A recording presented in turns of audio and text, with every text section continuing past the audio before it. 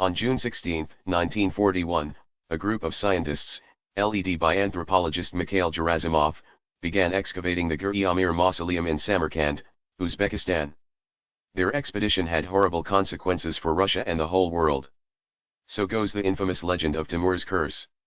During excavations, Mikhail Gerasimov and his team were unaware of the curse of Tamerlane, which was issued as a warning on his tombstone. When I rise from the dead, the world shall tremble. Whosoever disturbs my tomb will unleash an invader more terrible than I am. Knowing the excavation team was there was panic among local Uzbeks. They feared the war would commence 3 days after Timur's tomb opened, as prophesied in several Islamic books. In fact, some of the local Uzbeks tried to warn the expedition's cameraman, but to no avail. On June 19 the time had come to focus on Timur's tomb. Because Joseph Stalin had personally commissioned the expedition, it was impossible to not proceed. First, the team had to remove the cover stone from the grave. They discovered that the stone was broken, which corresponded with the legend from the 17th century that the Persian king, Nader Shah, who idolized Timur, had taken his tombstone as a trophy. It is said that, immediately after taking Timur's stone, Shah experienced great misfortune. In an effort to restore his fate, Shah attempted to return the stone to Samarkand and accidentally broke it along the way. On June 20, the team opened the coffin and found Tamerlane's skeleton inside. On June 22, 1941, 2 days later, Nazi Germany attacked Russia.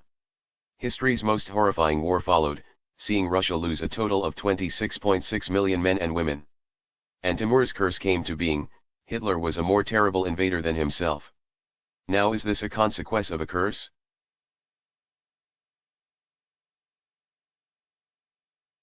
Curse of Croesus treasure.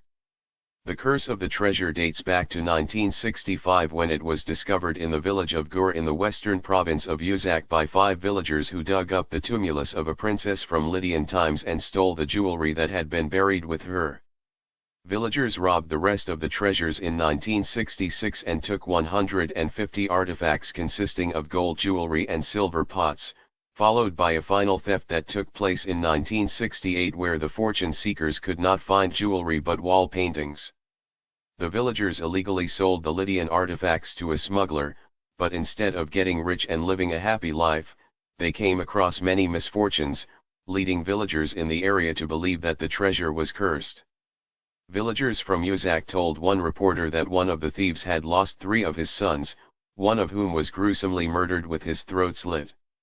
His 2 other sons died in 2 separate traffic accidents and in different countries. The thief was later paralyzed then died. Another went through a bitter divorce that was followed by the death of his son, who committed suicide. The last thief went mad and now tells people stories of how he hid 40 barrels of gold. Bayerler, who sold the artifacts overseas, was also alleged to have gone through terrible times in his life and died in pain. The Crying Boy. The Crying Boy was one of a series of paintings by artist Giovanni Bragolin completed in the 1950s. The series depicted young, teary-eyed children. While it may seem strange to want an image of a weeping child on your wall, the pictures proved popular all over the world. In the UK alone over 50,000 copies sold. The children represented were often poor and very beautiful. One boy's image particularly tugs on the heartstrings, his eyes a sad reflection of his soul. In 1985, the most popular tabloid newspaper in the United Kingdom printed a story that caused panic and ended the popularity of Bragolin's work. The Sun published an article entitled Blazing Curse of the Crying Boy. The story described the terrible experience of May and Ron Hall after their Rotherham home was destroyed by fire. The tale would have disappeared into the archives of the strange and mysterious stories that peppered the Sun, except for one thing. A firefighter claimed that he had attended at least 15 house fires where everything was destroyed.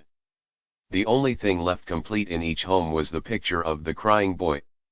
Before long, the story gathered momentum, and a rash of fires all over the United Kingdom were blamed on the cursed child. In subsequent articles the Sun went on to claim 1. A woman in Surrey lost her house to fire 6 months after buying the painting. Two sisters in Kilburn had fires in their homes after buying a copy of the painting. One sister even claimed to have seen her painting sway backwards and forwards on the wall. A concerned woman on the Isle of Wight attempted to burn her painting without success and then went on to suffer a run of bad luck. A gentleman in Nottingham who possessed a print of the painting lost his home and his family were injured. A pizza parlor in Norfolk was destroyed, including every painting on its walls except for The Crying Boy.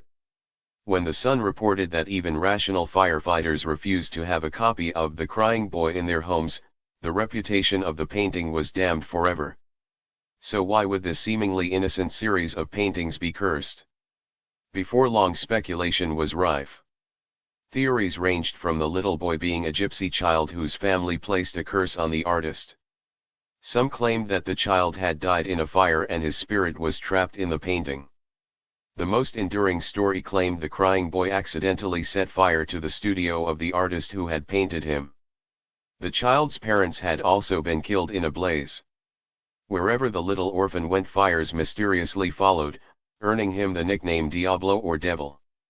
The boy supposedly survived to early adulthood but was tragically killed when his car crashed and burst into flames. From then onwards it was his image that carried on his cursed fascination with fire.